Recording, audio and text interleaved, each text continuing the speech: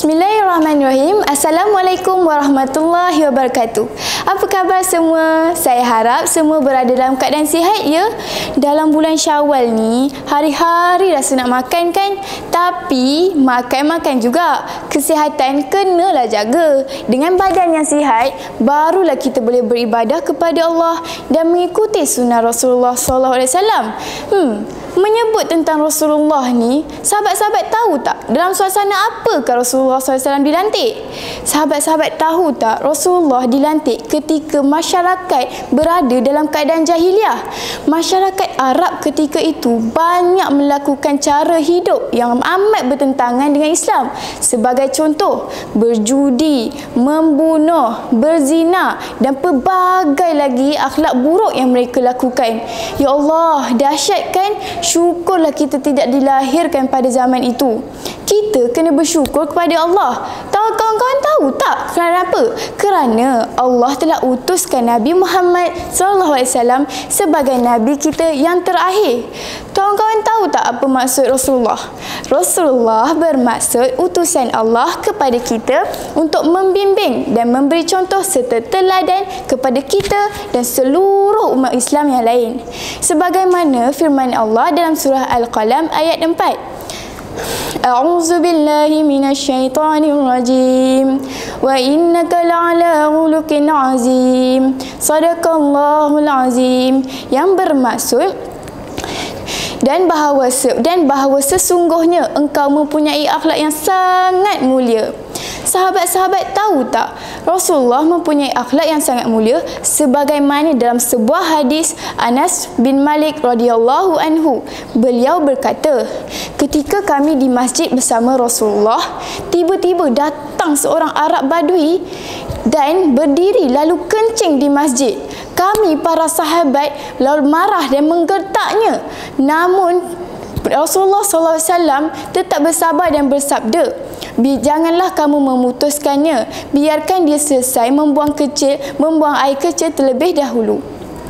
Selepas itu, Nabi Muhammad SAW terus menasihati orang tersebut dan berkata, sesungguhnya masjid ini bukanlah tempat untuk membuat kekotoran. Malah, masjid ini adalah tempat untuk berzikir, bersolat, baca Al-Quran dan sentiasa beribadah kepada Allah.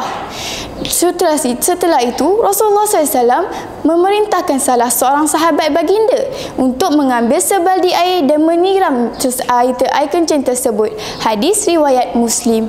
Jelaskan betapa hebatnya sikap Rasulullah SAW.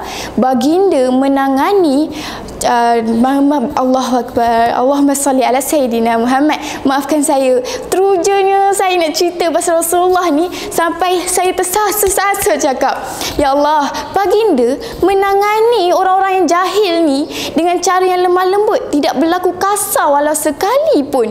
Walaupun membuang air kecil ni salah satu kesalahan yang besar, tetapi beliau tetap memilih untuk menasihati dan tidak berlaku kasar. Ya Allah, inilah contoh untuk kita jadikan pedoman di dalam hidup kita.